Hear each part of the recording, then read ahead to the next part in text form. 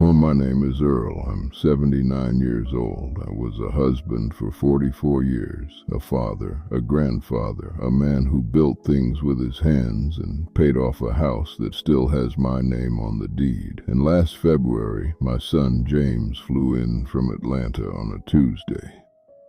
Not for a holiday, not for my birthday, just a Tuesday.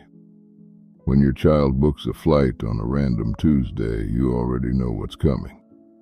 He sat down at my kitchen table, the same table I've had since 1987, and he said, "Dad, we need to talk about your situation." My situation, like I was a problem that needed solving.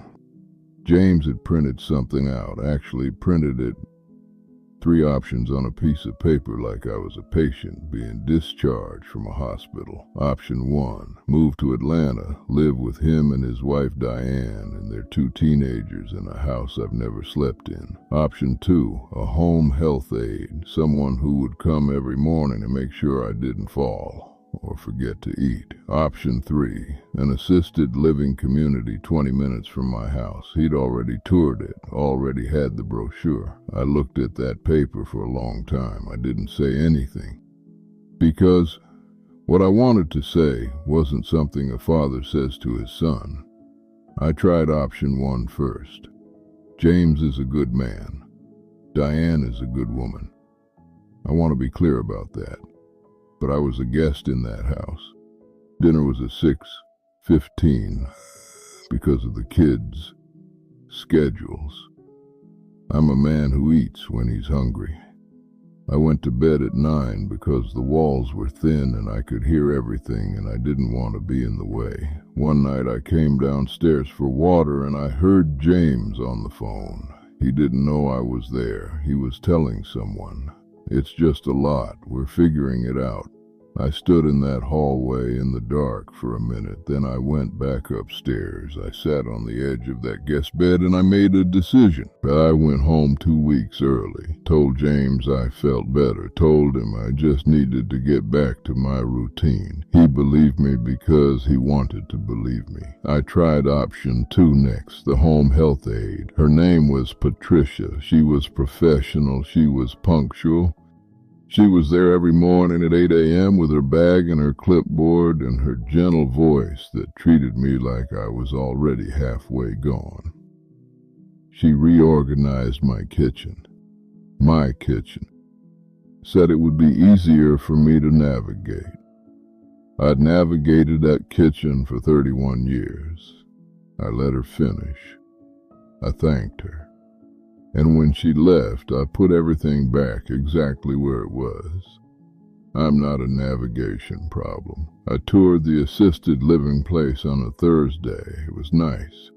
I'll give him that. Clean, bright, smelled like fresh laundry. The woman giving the tour was enthusiastic. She showed me the activity calendar. 9 a.m. chair yoga, 10:30 Bible study, lunch at noon, 2 p.m. movie, 4 p.m. social hour. I asked her, "No, what if I don't want to do any of that?" She smiled and said, "Oh, there's no pressure. It's all optional." But we both knew that wasn't really true, because when your whole day is pre-scheduled and the only choices you have are which optional activity to attend, that's not living. That's waiting.